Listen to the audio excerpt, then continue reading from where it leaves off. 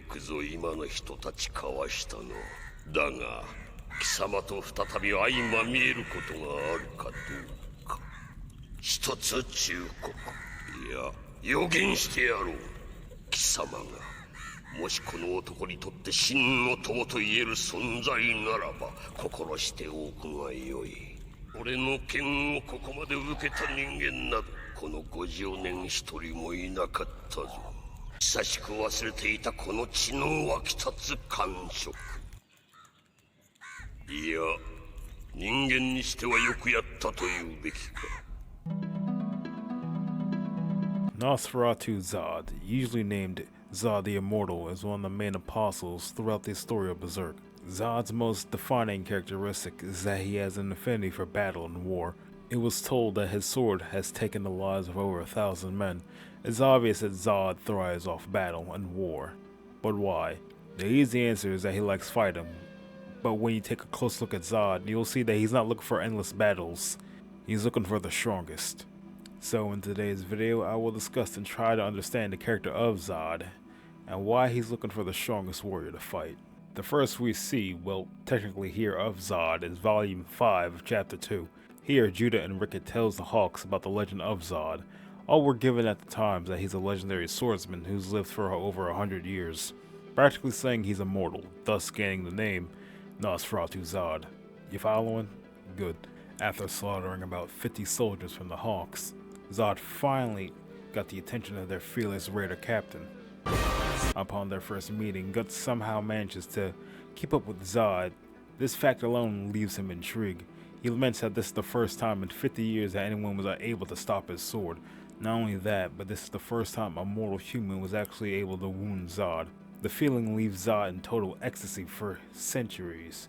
He's been looking for someone to match his strength, and today he has found the one. No, not like that. Zodd takes on his apostle form, which is that of a horned beast. One thing about Zodd's character that's usually consistent is loyalty when it comes to battle. I'll explain as I go along. During this fight, Griffith also manages to wound Zodd. This fact alone leaves Zodd excited. However, before killing Griffith, he notices the Crimson Healet.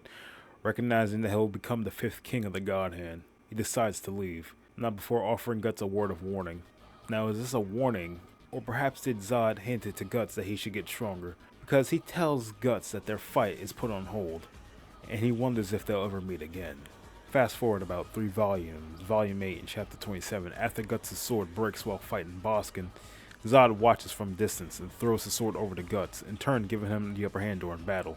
But one must ask, why? Could it be in order for Griffith to become the 5th king? There has to be a certain chain of events that need to happen. Or could it be that he celebrates his battle with Guts, and thus he doesn't want him to be killed off now? Zodd does have a sense of battle loyalty, as in a fair duel between 2 swordsmen. Perhaps he saw Guts being unarmed during battle, which means it was unfair, and just gave him his sword to keep the fight going.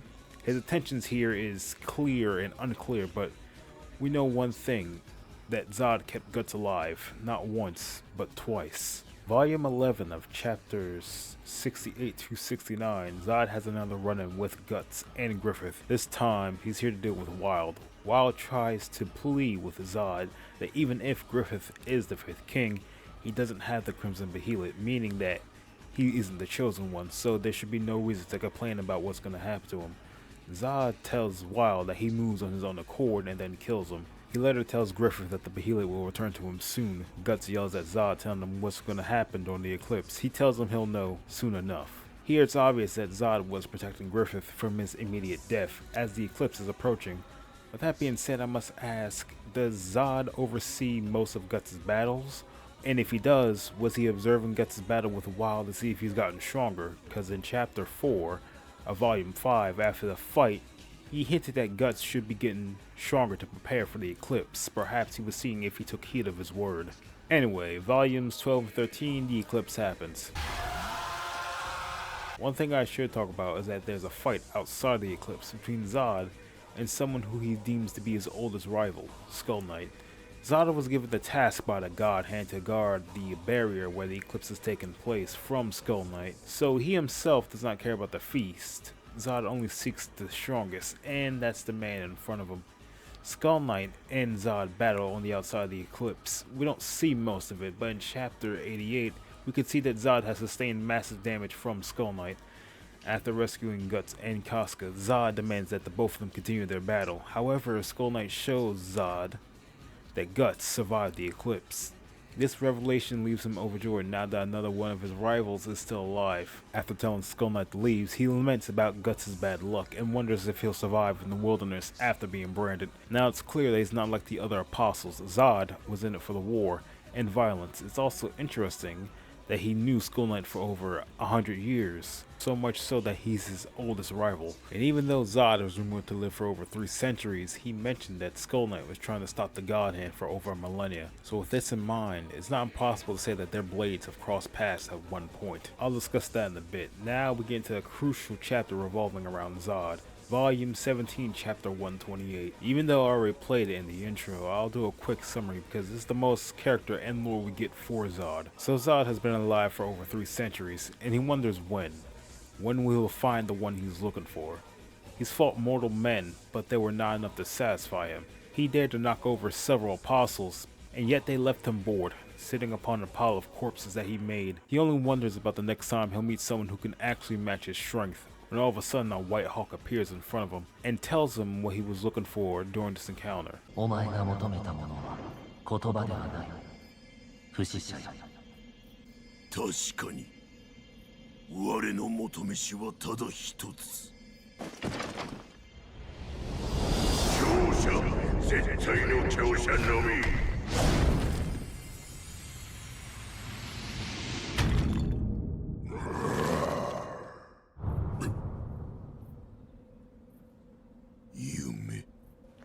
夢だというのか、あれが。And during chapter 175 of volume 21, the Desired One shown himself. Ever since their first encounter, Zodd has been making sure that Griffith did not meet an untimely death, and after the birth of Femto, Zodd has been wandering the battlefield waiting for his strongest rival. After cutting off his horn, Griffith has earned Zodd's undefined loyalty. So now, Griffith has recruited Zodd. Now I must ask again, what is Zodd's endgame? Will fighting alongside Griffith give him a chance to fight the strongest? Or does he have another motive that just requires being by Griffith? Or does he have another motive that requires being around Griffith? Or does he have another motive that just requires being around Griffith? Well, in volume 22, during chapters 178 to 179, Zodd and Guts' blades meet yet again. Zodd is ecstatic that Guts survived the eclipse during his duel with him in the snow. Guts asks Zodd why he aligns himself with Griffith. Zodd refuses to answer to tell him to continue fighting. After getting a stab off and breaking his sword, Zodd commends Guts' strength and his swordsmanship. However, the fight isn't finished, as Zodd takes his apostle form.